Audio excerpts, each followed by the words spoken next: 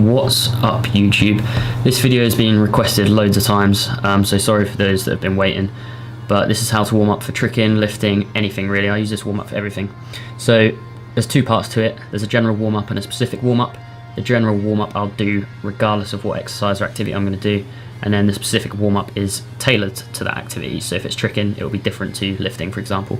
This is the general warm up now. There's some arm circles first, and then some other joint circles, just getting the body moving and getting some fluid in those joints. After that, it's going to be some cardio. So I'll normally do like skipping, jump rope, sometimes trampoline in the back garden, sometimes just running around the gym, just to get some blood around the body.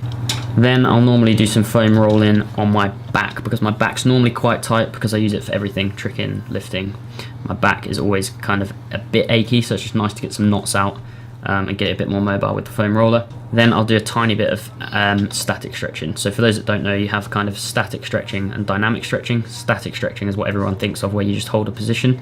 You don't want to do too much of that before your workout, because it will kind of stress your muscles a little bit, and I find it's better to just do dynamic stretching before a dynamic exercise like tricking or lifting.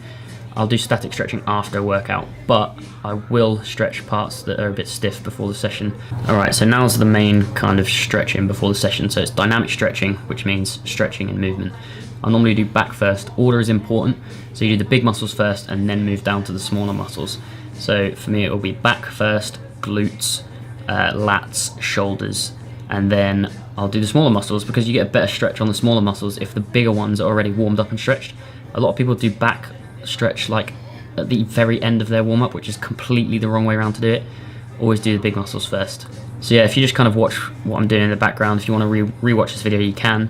The order I'm doing things is like back twists, and then I'll do it extending my arm, and then I'll do like chest and shoulders by throwing my arms in front and behind my body, and then side bends, basically doing my lats. And then after that I'm going to move down to the legs. So yeah, next will be some leg raises, leg swings. So I'll normally do front lifts. I'll do 10 really light with a bent leg, just to get used to moving, and then I'll do them a bit harder, a bit more aggressive with a straight leg. I'll do front lifts, side lifts, and then back lifts in that same way, or just until I feel good really. And that's pretty much the end of my general warm-up. So now it'll be a specific warm-up. So in this session I did squats.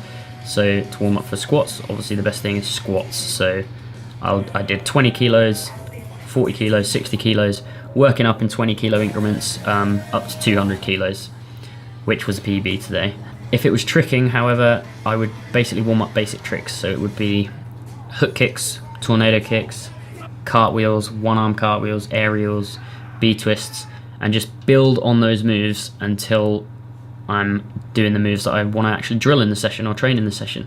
And that's pretty much it. So this is different to how you would stretch after a session. This is not to gain flexibility, this is just to get you ready for the session. When I want to gain flexibility, I'll do a completely different set of stretches after the workout, or on a separate day by themselves, not attached to a workout or a session. So if you want a video on that, let me know and I'll make one. Otherwise, all these beginner kind of videos are going to go in a playlist on my channel, so subscribe and you can see those. I'll link to it as well. There's a lot more videos I need to put in there to update it, but it's a good starting point, I suppose, for beginners. And that's it. So I hope you liked the video. Let me know what you want to see next, and peace out.